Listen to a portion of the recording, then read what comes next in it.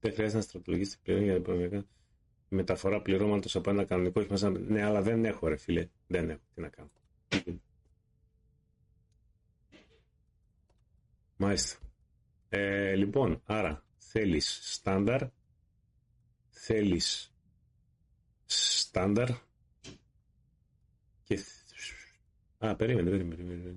Θέλεις και στάνταρ εδώ. Συσκευές. Συσκευές στάνταρ.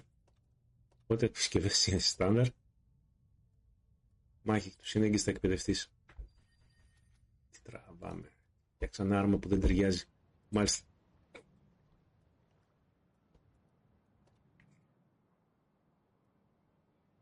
$0.33, $2.34. Λοιπόν, ταχύτης HP είναι πολύ λίγα. Πολύ λίγα είναι ούτως ή άλλως. Ταχύτη 45 δεν βάζουμε turbo. Θα το βάλουμε αυτό και θα το βάλουμε, πάμε πίσω στο κανόνι, 0.32 Χριστός και Παναγίτσα, 2.27 τέλος πάντων ικανοποιητικό, 3.15, 3.71. Μηχανισμός περιστροφής για να κρατήσουμε κλειστά τον κύκλο ή του βάζουμε κάτι σταθεροποιητή. Αυτό στρίβει και γρήγορα. Με αυτά θα στρίβουμε και πιο γρήγορα. Θα χάσουμε λίγο από τον κάθετο, αλλά η κίνησή μας θα είναι πιο εύκολη. Ενώ με αυτό θα είναι απλά ο κάτω σταθεροποιητής να μην ανοίγει ο κύκλος.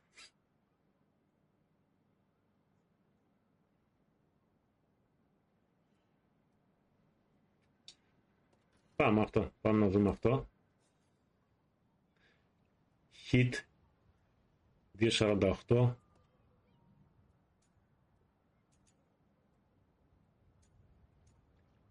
Πέντε βολές νομίζω είναι αρκετές. Πέντε γεμιστήρες δεν παίρνει. 1, 2, 3, 4. 4 παίρνει. 4 παίρνει και πολλές σου είναι. Κάτσε εκεί. Εδώ. Spaghetti Western. S1 και S1. Και πάμε.